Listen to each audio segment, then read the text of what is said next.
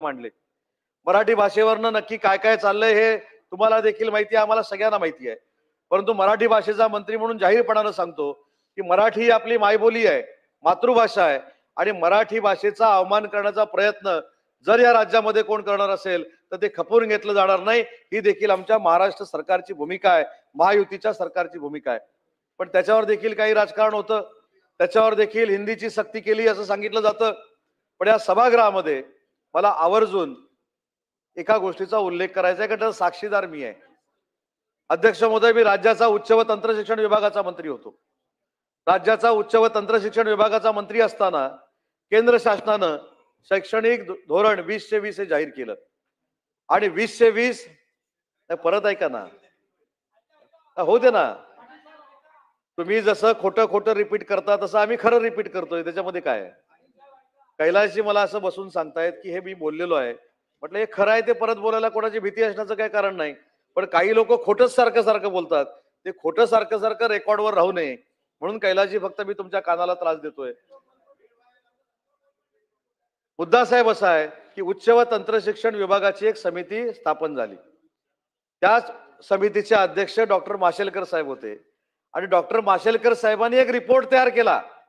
त्या रिपोर्टमध्ये स्पष्ट असं लिहिलेलं आहे की 1ली पासून 12वी पर्यंत मराठी तर सक्तीचे आहेच, इंग्रजी आहे, परंतु 1ली ते 12वी हिंदी देखील शिकवलं गेलं पाहिजे, ते सक्तीचं केलं पाहिजे, हा अहवालात पॅरा नमूद आहे।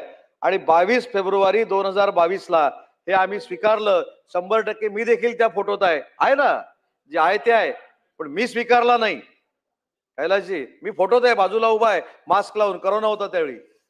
तर त्याच्यामुळे जो ज्यांनी स्वीकारला तीच मंडळी आता सांगतायत की हिंदी अनिवार्य करू नका। ज्यांनी हिंदी अनिवार्य करा म्हणून अहवाल स्वीकारला आणि नंतर लक्षात आलं की हिंदी अनिवार्य केलंय हे जर महानगरपालिकेच्या तोंडाला लोकांना कळलं तर आपली बदनामी होऊ शकते, आपली मतं कमी होऊ शकतात। म्हणून पुन्हा एकदा मराठीची सक्ती जी आहे ती तशीच ठेवा आणि हिंदीची सक्ती काढून टाका, जी हिंदीची सक्ती कधी झालीच नव्हती। महायुतीच्या सरकारनं, कैलासजी मी आता तुम्हाला, आपण मोठ्या चॅलेंज करत नाही, पण मी आपल्याला जाहीरपणानं सांगतो की हिंदीची सक्ती केलेली आहे, असा कुठचाही जी आर नाही।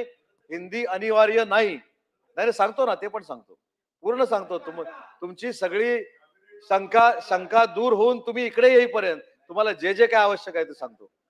त्याच्यामध्ये असं लिहिलेलं आहे की हिंदी ही ऑप्शनल आहे, हिंदी कधीही सक्ती केलेली नाही, पण हिंदीची सक्ती केली अशा पद्धतीचा मात्र फेक नरेटिव्ह काही मंडळींनी सेट केला। परंतु त्याच्यामध्ये देखील संभ्रम राहू नये, मराठी माणसाच्या मनामध्ये त्याच्यामध्येही संभ्रम राहू नये म्हणून डॉक्टर नरेंद्र जाधव साहेबांची कमिटी नेमण्यात आली आणि तो जी आर रद्द करण्यात आला। मराठी माणसाच्या मनामध्ये नाहक केलेला गैरसमज हा गैरसमज राहू नये यासाठी उचललेलं ते पाऊल होतं। आणि म्हणून मला एवढंच सांगायचं आहे की हिंदीची सक्ती कधीच नव्हती, महायुतीच्या सरकारने हिंदीची सक्ती करण्याचा प्रश्नच येत नाही, ते ऑप्शनल दिलेलं होतं। परंतु त्याचं देखील काही लोकांनी प्रचंड पद्धतीनं राजकारण केलं। तुम्ही राजकारण केलं ते लक्ष लाभ होऊ दे, परंतु मराठी भाषेच्या अंतर्गत नक्की काय चाललंय तर काही लोकांनी आरोप केला की मराठी भाषा भवन याचं कामच सुरू झालेलं नाही।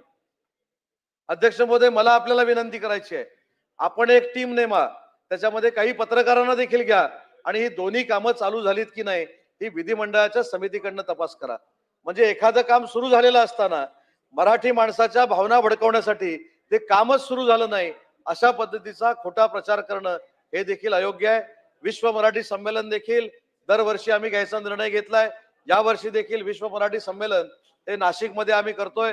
त्यावेळी बाल साहित्य संमेलन आपण करणार आहोत, त्यावेळी महिलांसाठी साहित्य संमेलन आपण करणार आहोत, अखिल भारतीय साहित्य संमेलन तर आपण करतच असतो, पण तरुणांसाठी देखील संमेलन आपण करणार आहोत। खऱ्या अर्थानं मराठी भाषेला आहे त्याच्यापेक्षा सातासमुद्रापलीकडे पोहोचवण्यासाठी महाराष्ट्र शासनानं यावर्षी असे धोरणात्मक निर्णय घेतलेत, हे देखील या ठिकाणी मी नमूद करतो। आणि विश्व मराठी संमेलनाच्या निमित्तानं माननीय मुख्यमंत्री देवेंद्रजींशी आणि एकनाथ शिंदे साहेबांची चर्चा झाली। देशातलं सगळ्यात चांगलं साहित्य म्युझियम करण्याचा निर्णय देखील महाराष्ट्र शासन भविष्यामध्ये करणार आहे। त्याच्यामुळे मराठी भाषेला ताकद देण्याचं नाही तर मराठी भाषा जी फक्त 17 देशांमध्ये बोलली जाते किंवा 17 जिल्ह्यांपर्यंत पोहोचलेली आहे ती 74 देशांमध्ये पोहोचवण्यासाठी महाराष्ट्र शासन मराठी विभाग हे कार्यरत आहे आणि एका वर्षात आम्ही 74 देशामध्ये आमची बृहन मराठी मंडळ स्थापन करून दाखवू, हा देखील विश्वास या सभागृहाला मी देतो. पुन्हा एकदा उद्योग विभाग आणि मराठी विभाग याबाबत सन्माननीय सदस्यांनी ज्या काही सूचना केल्या आहेत त्या सकारात्मकतेनं घेऊन त्याच्यावर योग्य ती कारवाई केली जाईल एवढाच शब्द देतो आणि थांबतो. जय हिंद, जय महाराष्ट्र. सन्माननीय